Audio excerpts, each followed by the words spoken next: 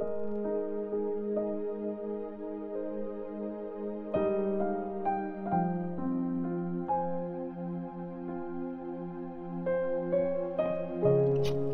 Corinthians chapter 2. Ang Christ na pinako sa krus. Mga kapatid, nang pumunta ako sa inyo para i-preach ang mensahe galing mismo sa Diyos, hindi ako gumamit ng mga nakaka-impress na salita para magmukhang matalino. Kasi nung kasama niyo ako, nag-decide akong kalimutan ang lahat except ang pagtuturo tungkol kay Christ Jesus at ang pagkamatay niya sa krus. Nakita niyo kung gaano ako kahina at nanginginig pa ako sa takot nung nandyan ako sa inyo. Nung nag-preach ako ng mensahe, hindi ako gumamit ng mga nakakabilib na salita at talino ng tao. Instead, pinakita ko sa inyo ang kapangyarihan ng Espiritu ng Diyos.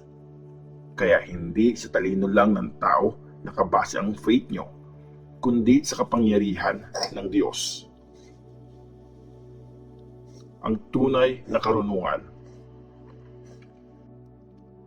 Para sa mga matured na sa faith, pinipreach namin ang totoong karunungan, pero hindi ang karunungan ng mundong ito o ng mga leaders nito.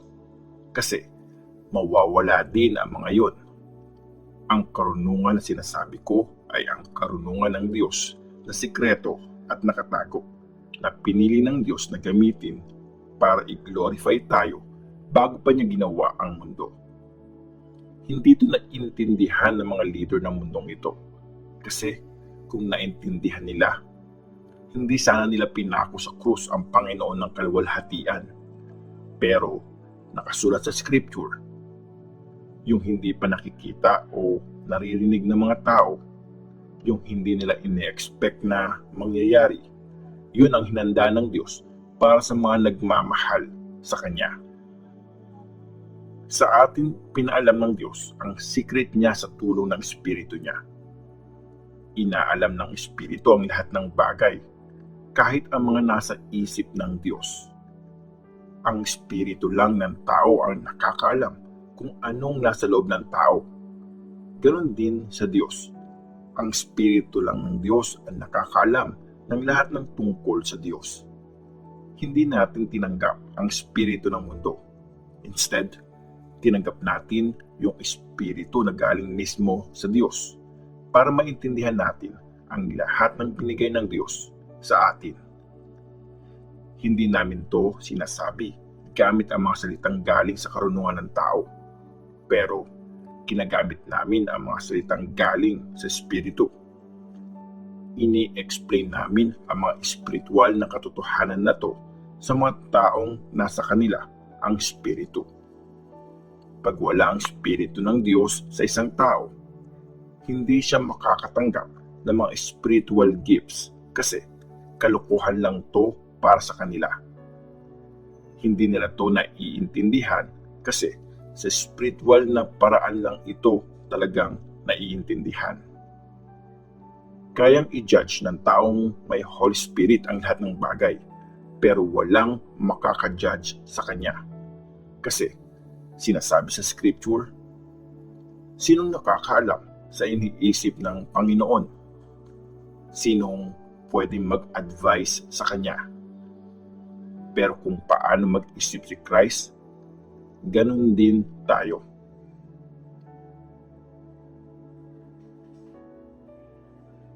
First Corinthians chapter 3. Mga lingkod ng Diyos.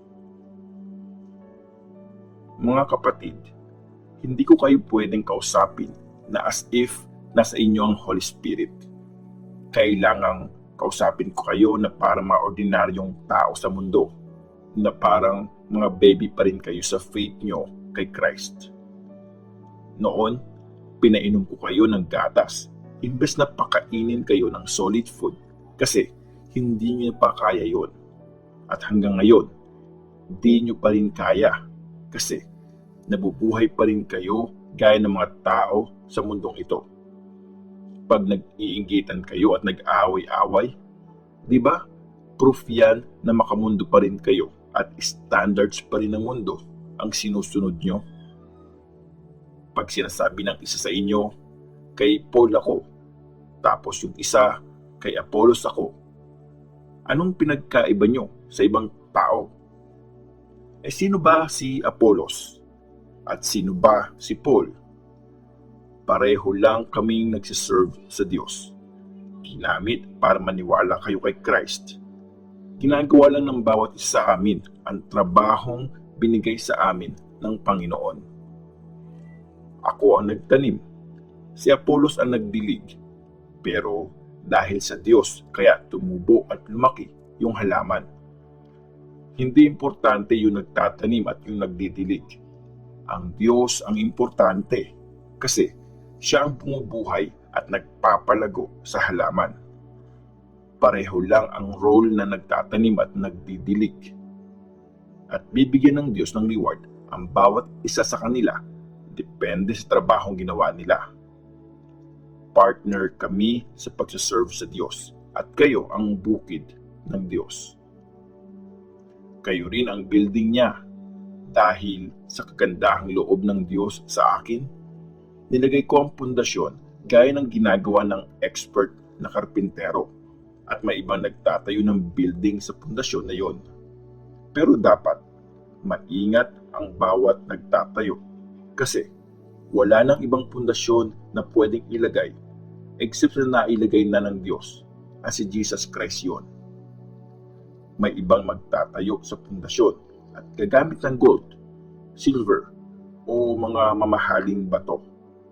Yung iba naman, gagamit ng kahoy, damo, o kaya dayami. Pagdating ng araw ni Christ, ititest ang quality ng trabaho ng bawat isa. Kasi sa araw na yon, isasalang sa apoy ang ginawa ng bawat tao at doon makikita ang quality ng trabaho niya. Pag nakasurvive sa apoy ang tinayo sa pundasyon, tatanggap ng reward ang nagtayo. Pero pag nasunog yung ginawa niya, mawawala yon sa kanya. Well, maliligtas yung nagtayo, pero halos nakataas lang siya sa apoy. Di nyo ba alam na temple kayo ng Diyos at namumuhay sa inyo ang Espiritu niya? Kung may wawasak sa temple ng Diyos, wawasakin din siya ng Diyos. Kasi banal ang temple niya at kayo mismo ang temple niya. Huwag niyong lokohin ang sarili niyo. Kung sa tingin niyo matalino kayo sa standard ng mundong ito, dapat maging bobo muna kayo para masabing matalino talaga kayo. Kasi ang tinuturing na katalinuhan ng mundong ito ay kalokohan sa harap ng Diyos. Sinabi sa Scripture, tinatrap ng Diyos ang matatalino gamit ang pagiging tuso nila. Sinabi pa sa isang Scripture, alam ng Panginoon na walang kwenta ang mga iniisip ng matatalino, kaya walang dapat magyabang kung anong kayang gawin ng tao. Actually, nasa inyo na ang lahat. Si Paul, si Apollos, at si Peter. Sa inyo din ang mundo, ang buhay at ang kamatayan, ang present at ang future. Sa inyo ang lahat ng yan. Kay Christ kayo at sa Diyos naman si Christ.